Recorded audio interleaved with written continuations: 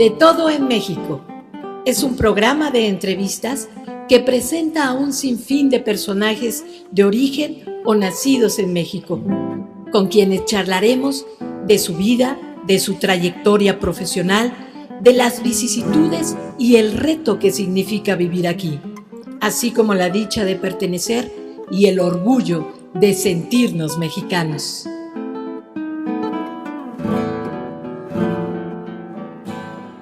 Roxana Cortés, nacida en Acapulco, Guerrero, poeta, ensayista y docente, licenciada en Filosofía y especialista en Teoría del Arte e Historia del Arte por la UNAM. Ha sido becaria del PECDA y del Programa de Innovación Artística de Puebla, catedrática del Departamento de Artes y Humanidades de la Universidad de las Américas de Puebla, curadora en Casa de Estudios Artísticos y editora en Rojo Siena.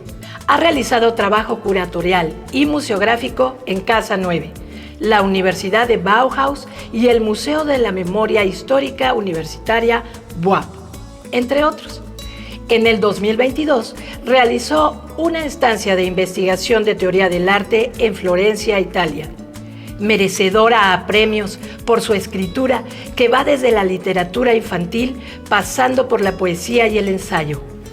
El amor y pasión por la vida han convertido a Roxana en una conservacionista, filántropa e incansable promotora cultural y del arte. Bienvenidos a De Todo en México. Yo soy Gabriela Carrera y me da mucho gusto saludarles. El día de hoy nos acompaña Roxana Cortés. Roxana, muchísimas gracias por estar con nosotros. Muchas gracias, Gaby, y a la Fundación por recibirme, por la invitación y por estar en este espacio tan acogedor.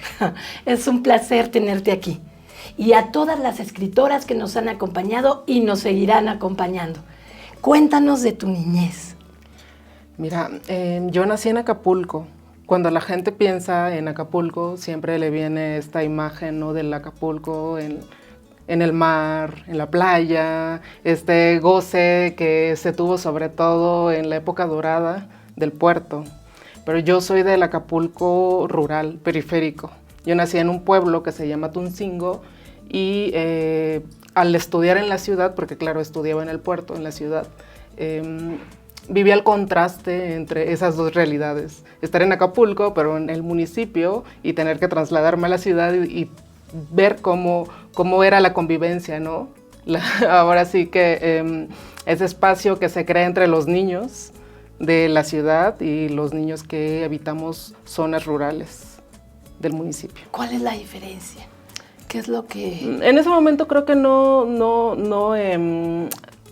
lo abordé como una diferencia en un sentido como peyorativo, ¿no? Simplemente para mí era natural, cosas que para mí eran naturales, al compartirlas me di cuenta que no eran tan comunes. Por ejemplo, crecer al lado de un establo con ganado. ¡Wow! ¡Qué privilegio! Sí, y bueno, en ese momento claro que no lo veía, te digo, ni bien ni mal, solo era parte de mi vida cotidiana. Entonces vengo de una familia donde sí, en los momentos en los que mis abuelos estuvieron vivos, se procuraba una relación con la naturaleza, ¿sí?, con la fauna, con la flora, y creo que eso construyó una parte de mi identidad, no solamente como escritora, sino como persona. Así es, te hizo más humana. Creo que sí. Justo antes de hablar de cuestiones que tengan que ver con la escritura, yo creo que mi primer vínculo con el mundo fue a través de la convivencia con lo natural. ¡Qué mejor! Mi casa está justo al lado del río y sigue estando a un lado del río, ¿no?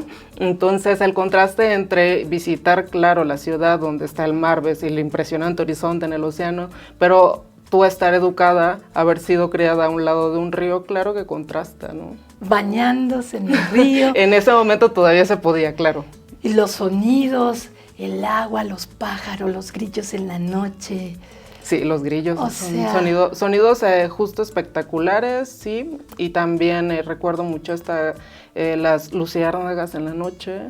En el fondo, justo en el fondo, del lado de la orilla del río. Sí, eso es algo que todavía traigo a mi mente y me hace sentir como niña, ¿no? Otra vez.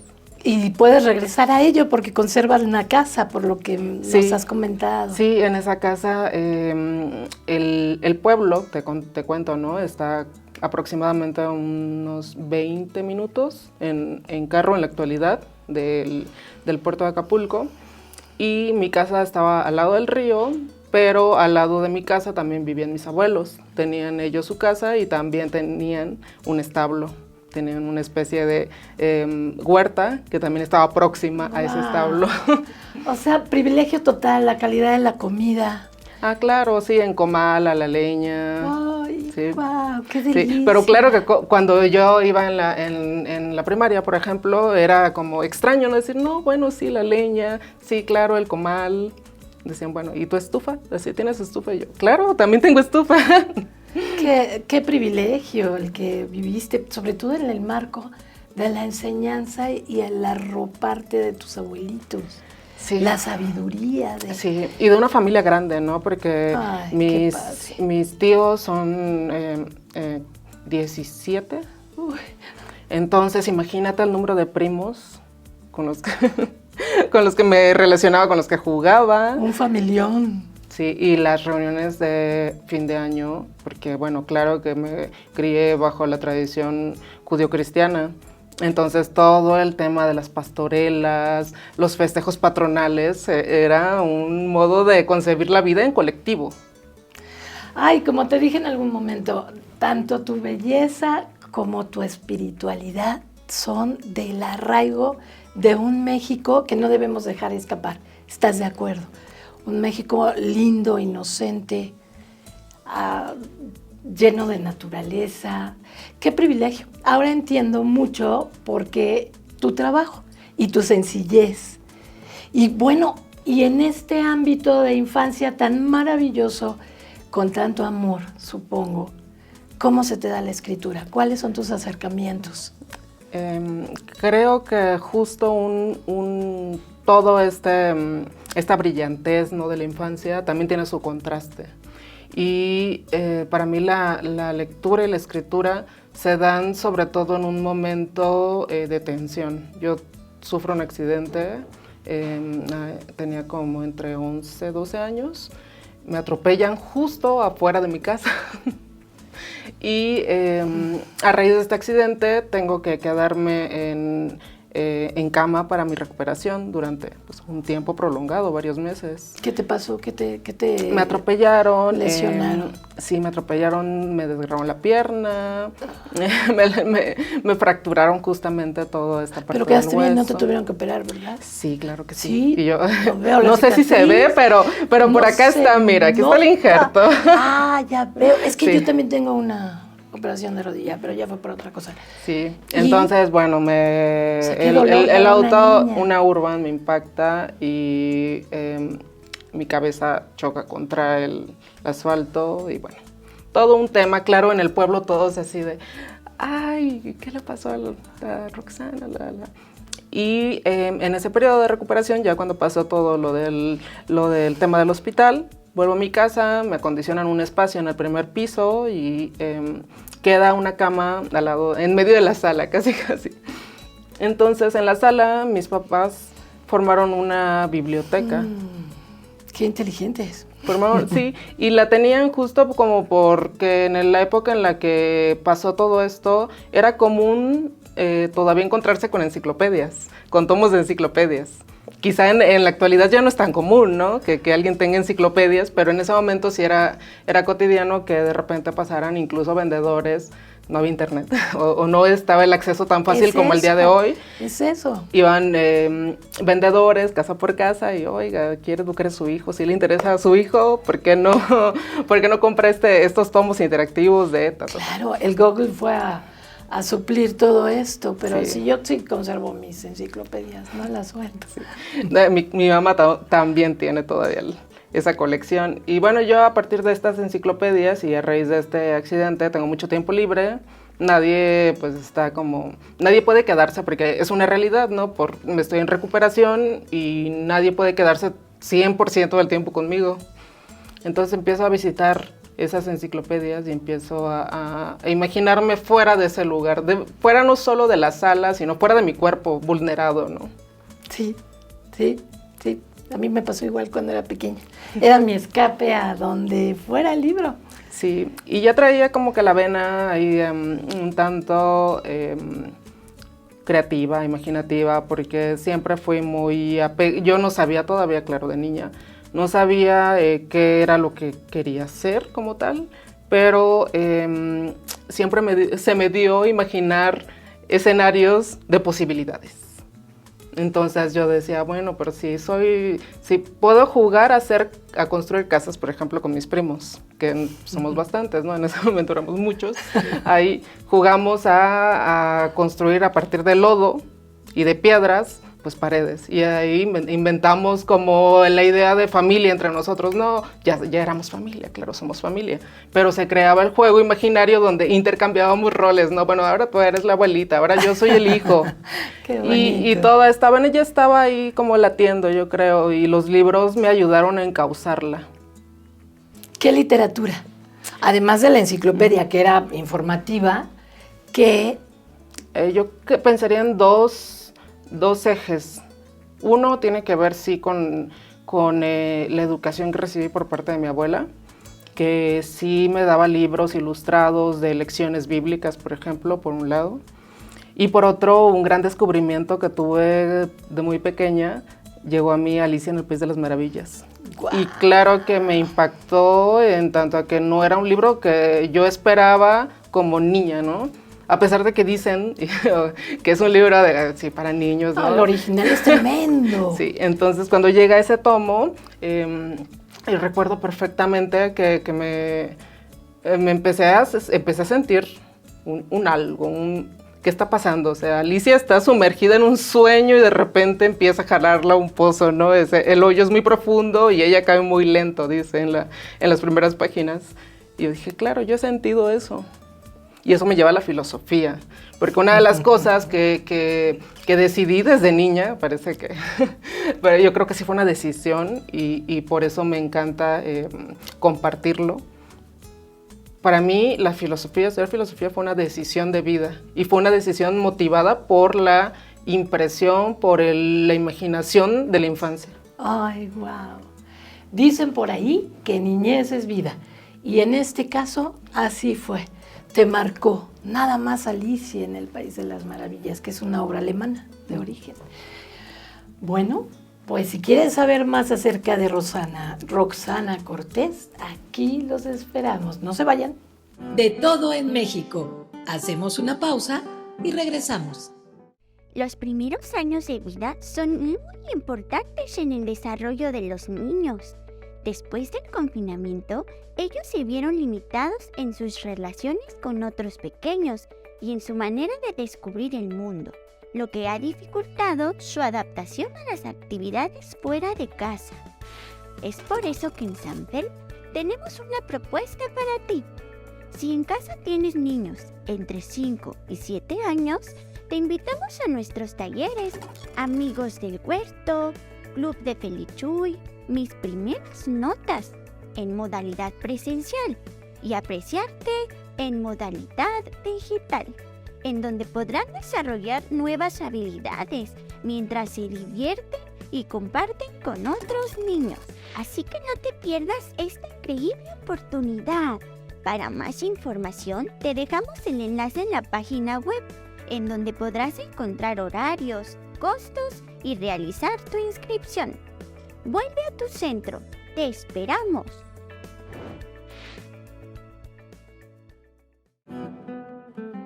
De todo en México. Continuamos.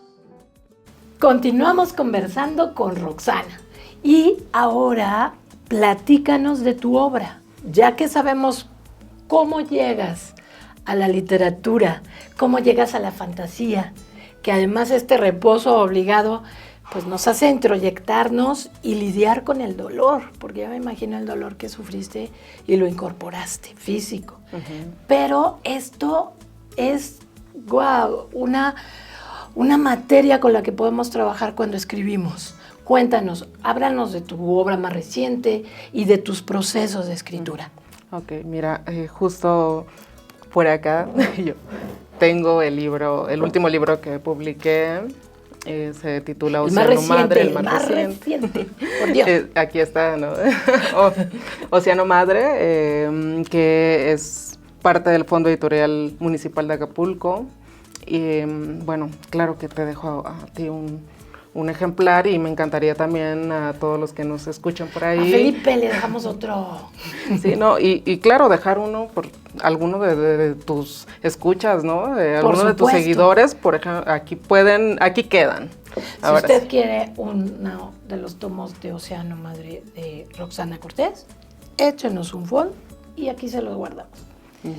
Y entonces, ¿cómo es el proceso? El proceso desde como empiezo yo a escribir, creo que sí, algo torpe, porque claro que al inicio es muy torpe uno para muchas cosas. Estamos hablando de procesos, ¿no? Sí. Entonces empiezo a escribir, yo creo que mis intentos fallidos de la adolescencia, me encantaba el esperar el silencio de la noche y escribir bajo la sábana, ¿no? Es decir, yo tenía como la fijación de mi libreta a mano y la Roxana adolescente vaciándose en la tranquilidad de ese pueblo, ¿no? Yo decía, bueno, estoy sola aquí, con los puedo ser yo, así, puedo ser yo, aquí está un espacio abierto para escucharme. Y después, claro, se fue profesionalizando y empecé a producir ya no solamente textos aislados, sino tratar de concebir proyectos para libros. Entonces, creo que ¿qué año será? 2014, por ahí, tuve mi primer premio de poesía. Y de ahí no has dejado de tener premios, Rox, qué padre. Y para mí fue, en ese periodo ya estaba estudiando en la universidad, y fue en un premio de Filosofía y Letras de la UAP en poesía. Y para mí fue importante porque uno de mis temas era como yo creo que nos puede pasar a todas, ¿no? Las que creamos, ¿de verdad vale la pena mi voz? ¿De verdad tengo algo que decir? ¿De verdad tengo un compromiso formal con la escritura o solamente estoy como divagando? Entonces yo creo que desprenderme un poco de no solamente pensar la escritura como un yo, sino también pensar en el problema de la escritura y solucionarlo, tratar de dar solución a través de formalmente hacer un texto poético. Eso fue lo que me trasladó a otro estrato de lo que es la literatura contemporánea. ¿En qué momento de tu vida hay esta reflexión? ¿Cuántos años tienes y qué estudios tienes en ese momento? Cuando estaba, yo creo que estaba escribiendo mi tesis de filosofía. Claro. Entonces, para mí la filosofía y la literatura estaban en ese momento bastante entremezcladas. Para mí, a pesar de que claro que son disciplinas distintas, cada una tiene su carga epistémica, etcétera, etcétera, para mí era una experiencia pues integral.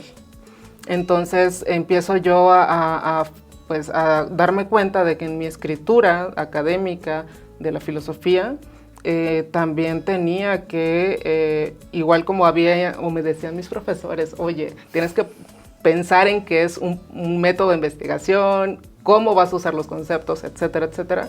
Yo decía, bueno, claro, también la literatura tiene un mundo formal, del cual no me puedo olvidar y tengo que educarme en esto. Y empecé a leer también la literatura y a estudiarla desde esa perspectiva. Y de ahí tus especializaciones. Sí, de ahí sí. Además, te comentaba, ¿no? De niña fui, sí, un poco ñoña. Entonces, entonces yo era la que llegaba a su casa de la escuela y tenía que llegar a abrir mi mochila, ordenar los libros, hacer mi tarea, luego comer y luego descansar un rato, luego volver a planificar mis actividades. Entonces ya traía como un chip muy de mi familia, porque claro, cuando vives en un pueblo hay un orden, te levantan a cierta hora porque mi abuelo, por ejemplo, jamás se levantó más allá de las 6 de la mañana porque tenía que acudir a cuidar el ganado, a ver a sus caballos y ir a la huerta. Entonces te vas creando una especie de método por el aprendizaje, aunque el abuelo no te diga, ¿no? Tú lo ves. Y me parece que en la niñez y en la adolescencia para mí era muy natural ser disciplinada. El compromiso. Sí. Y la madre naturaleza, porque el sol aparece a una hora, se va a una hora. Todo es meticuloso. Sí. Qué paradojas, ¿no? De la existencia. Y el compromiso. Siendo filósofa, los filósofos están cuestionando todo el tiempo. Entonces, por supuesto, además de la ética, el compromiso, que es estas dos cosas, el método y la cuestión ética de estudiar, prepararte para lo que ibas a regalarnos mediante tu escritura. Y entonces, cuéntanos acerca de estos procesos, cómo llegas a los premios.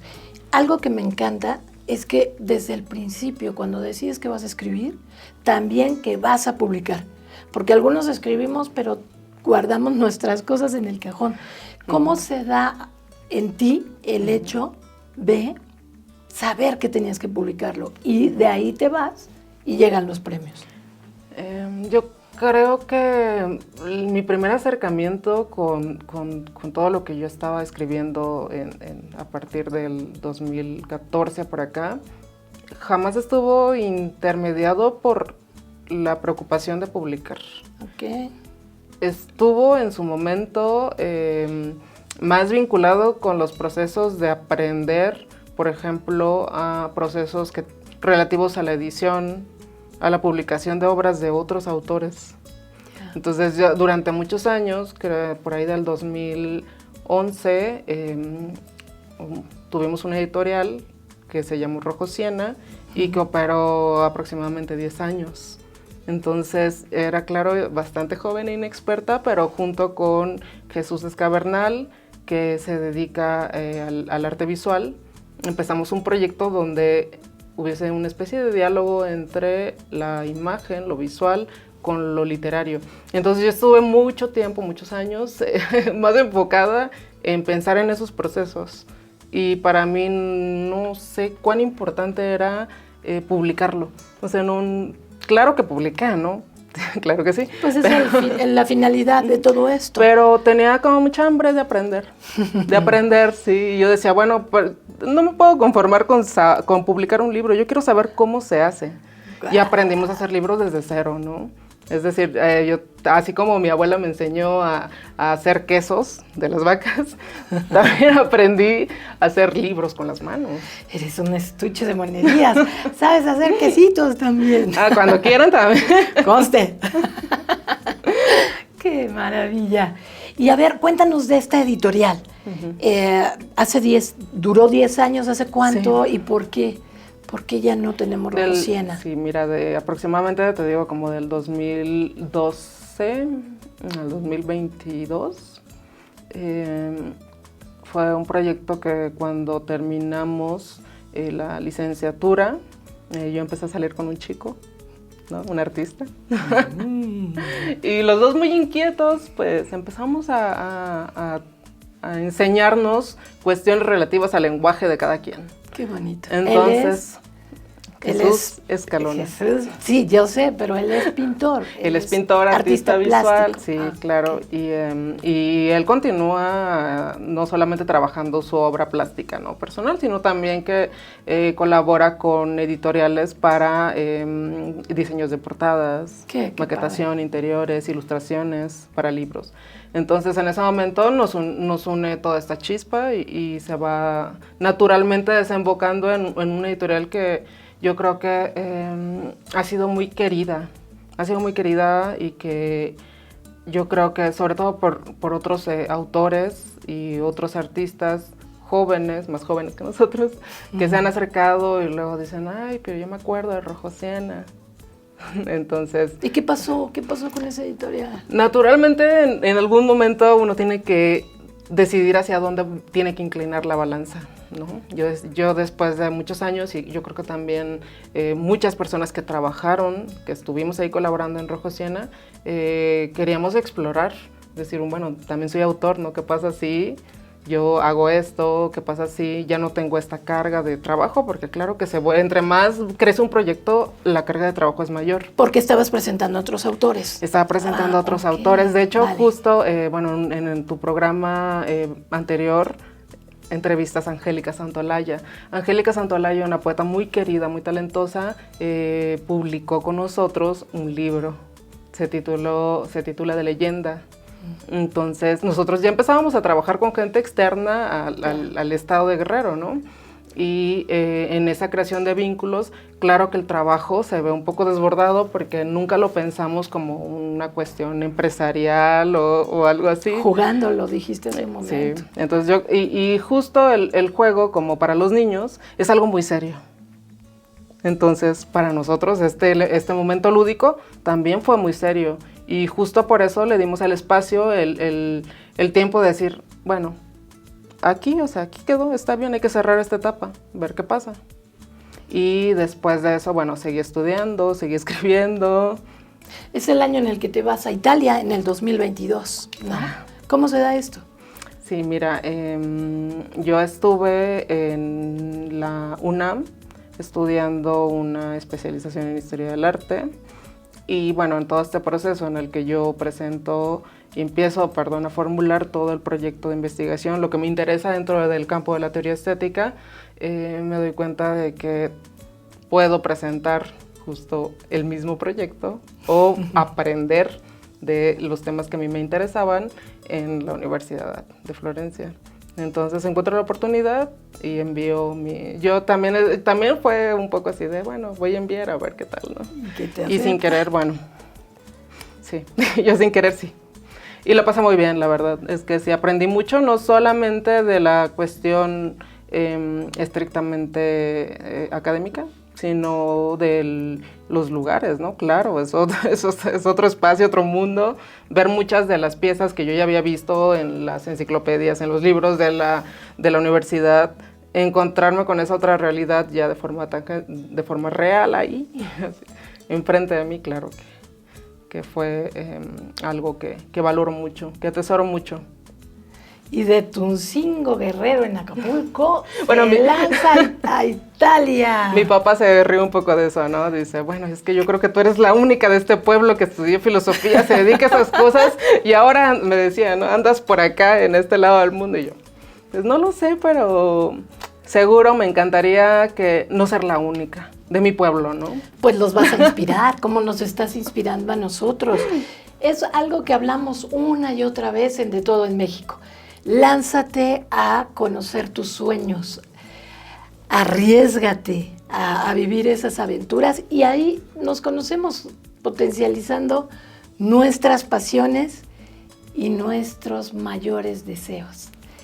Bueno, pues de esta manera cerramos este corte y los esperamos en el que sigue. De Todo en México. Hacemos una pausa y regresamos. En esta ocasión, te recomendamos a que asistas a la Clínica de Especialidades Dentales y Médicas, CEDIM, que se encuentra ubicada en la calle Sur 110, número 53, en la Colonia Tolteca. Aquí encontrarás diversas especialidades como odontopediatría, ortodoncia, odontología estética, endodoncia, cirugía maxilofacial o implantes dentales. CEDIM es una clínica dental privada con especialistas, materiales y equipo de última tecnología que brinda la mejor atención. Cuentan con instalaciones adecuadas para cada tratamiento, atención de urgencias y garantía en todos los trabajos.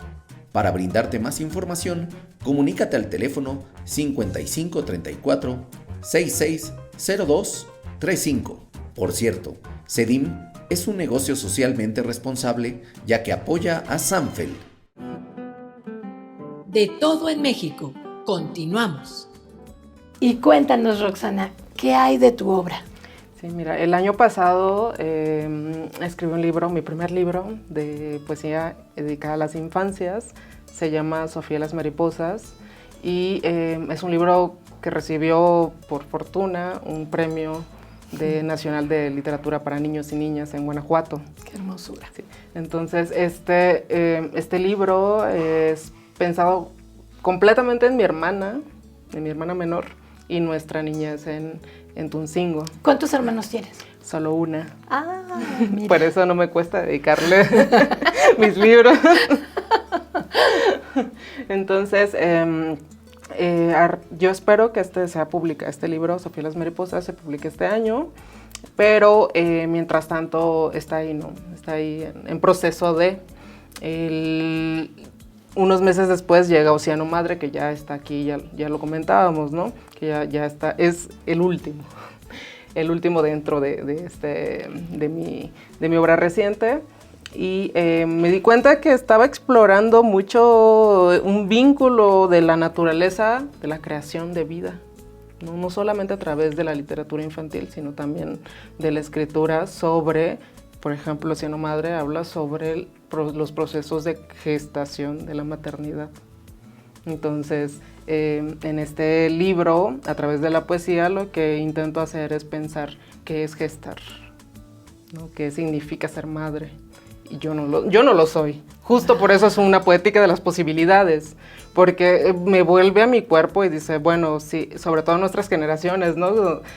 Yo creo que muchas mujeres de mi generación o no tienen hijos, o decidieron no tenerlos, o están prolongando mucho esta cuestión de la maternidad. Y está bien, es una decisión que cada quien toma, ¿no? Pero es una decisión muy de nuestra época, muy de nuestra generación. Por crecer en un pueblo, claro que yo veía a mujeres de entre 15 a 20 años siendo madres. Entonces yo tuve ese espacio también afortunado donde pude preguntarme qué es, ¿quiero ser madre? ¿Para qué? ¿Cómo? Y no quería que se quedara solo como para mí. Yo quería exponer justamente la posibilidad de preguntarse por qué significa crear. Y esa es una doble capa, porque claro, es la maternidad, pero también es la creación artística. Entonces, de eso va Océano Madre, de descubrir esas posibilidades que tiene el cuerpo femenino y, claro, el proceso en el que con la edad, con el tiempo, pues uno vive, ¿no? Y es que gestar una obra de cualquier disciplina artística en sí mismo es crear un ser vivo. Porque los libros, las obras de arte, me refiero a las pinturas, la música, o sea, para los que hacemos esto sabemos que estamos creando un ente que además cobra vida y que se manifiesta, o sea, sale de nuestras manos y somos como los facilitadores para que ocurra. Pero una vez que están, hacen su vida por sí mismos ellos. Sí, y justo creo que entiendes perfectamente la idea, ¿no? El tema es eso, como artista puedo crear, puedo escribir, puedo generar, puedo tener una obra, ¿no? O puedo al menos proponerla, pero como mujer también soy un cuerpo, ¿no? ¿Cuánto dialogan estos procesos? ¿Y por qué no dejar que uno se vincule con el otro? Entonces, creo que fue un buen momento, hay todo un escenario ya predispuesto por autoras, escritoras, poetas, narradoras, ensayistas, que han abonado en el tema, que han permitido que las mujeres justamente tengamos este espacio de expresión, donde esos temas, claro que hace pues varias décadas quizá, o en otro siglo, no los encontrabas, decías, como ¿por qué quieren escribir sobre esto, no? Y yo creo que un espacio ganado por la literatura contemporánea femenina es justamente eso. Muchas tenían que poner seudónimos masculinos para poder escribir. Sí, y pintoras, ¿no? Y de muchas disciplinas, no solo pasaba en la literatura, sino en la pintura. En la pintura decían, y bueno, sabes que estoy bastante inmiscuida en este mundo del arte, pero por ejemplo, en el siglo XX, claro que se cuestionaban los primeros grupos feministas de artistas por ejemplo, en Norteamérica. Decían, bueno, ¿por qué en todos los museos de Estados Unidos el 90% de los que exponen son hombres? ¿Por qué si solamente el 10% quizá de algunas obras son de mujeres o de artistas desconocidos? ¿Por qué hay tanta representación, por ejemplo, de la desnudez femenina?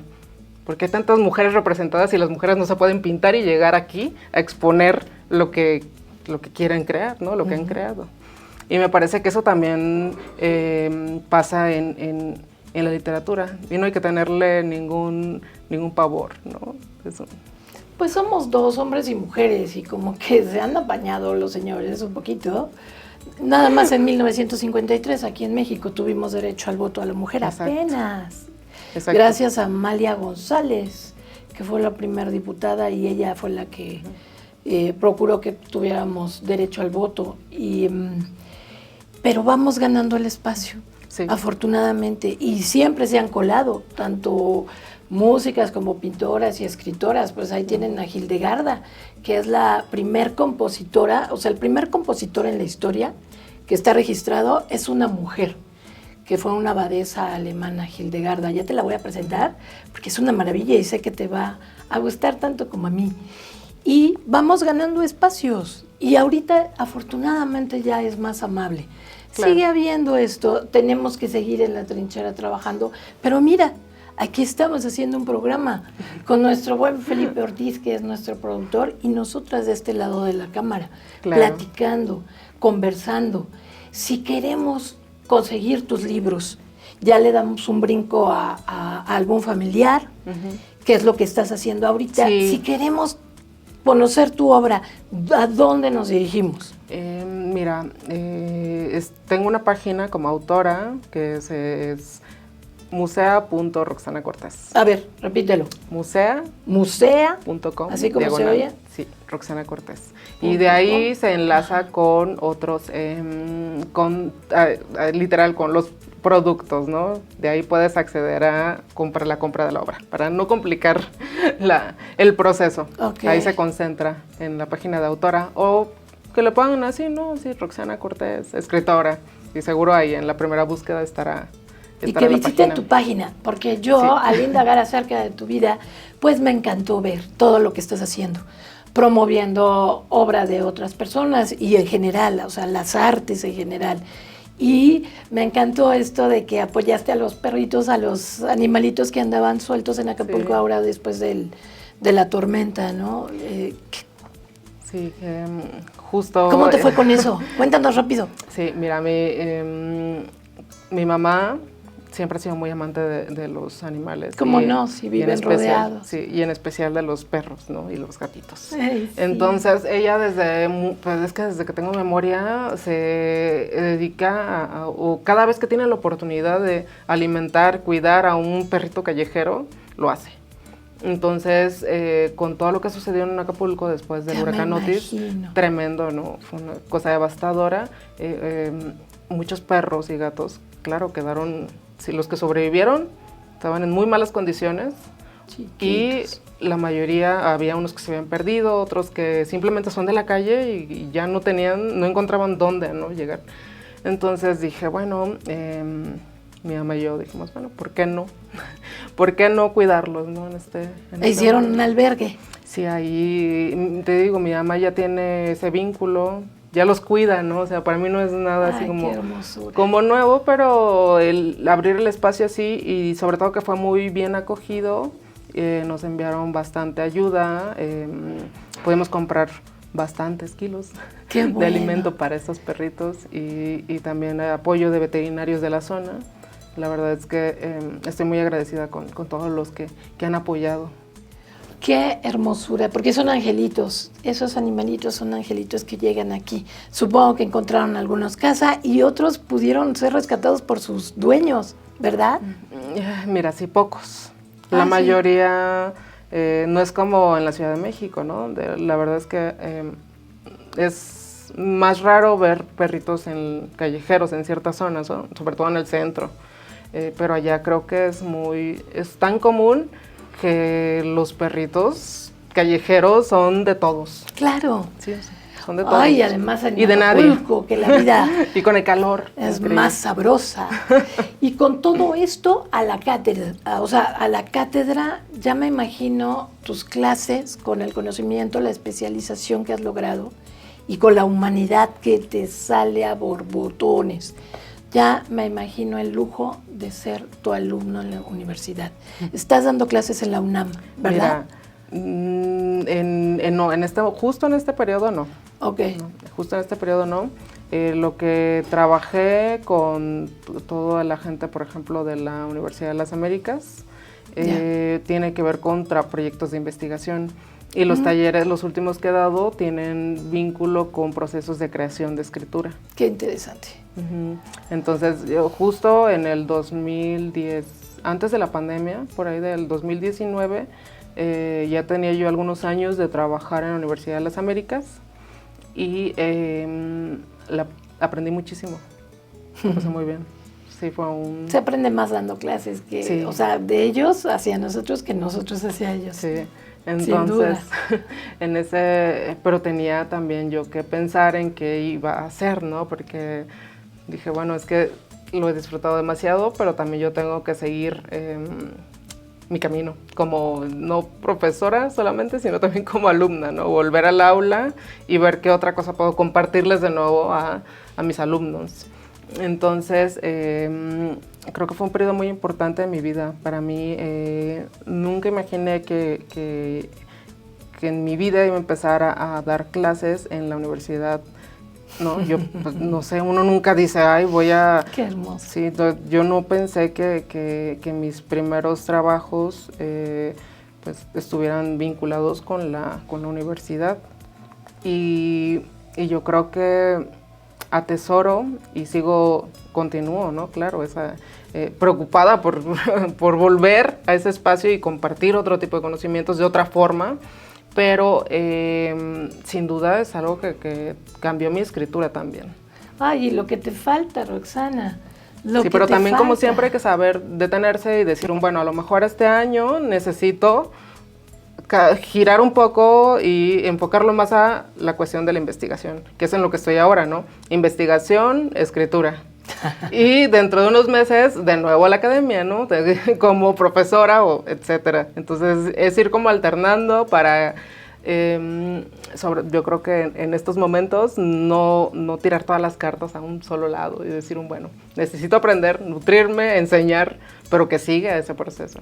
Te vas recreando. Rox, esta es tu cámara, ahí está tu público. ¿Qué nos quieres decir? Me gustaría compartirles un poema. Vaya, viendo hacia la cámara. Claro que sí. Bueno, yo creo que como son muy pequeños, 2 poemas que tienen que ver justo con todos estos procesos que hemos dialogado y que forman parte de Océano Madre. El viaje. Nacer es dilatarse, viajar de una mujer a otra, trazar una pestaña, 2 pupilas, caer sin peso, cual párpado que abre el vientre del océano. Y me gustaría también compartirles en otro tono que se titula La casa. Una vez tuve una casa, recuerdo una ventana abierta al mar, mas el recuerdo en cada ola me sacude. Cada ola bramaba tu nacer hacia mi orilla, en mi vientre imbuido de estivas y perfumes. Del ocre trascendí, envuelta entre tus ojos dilatados.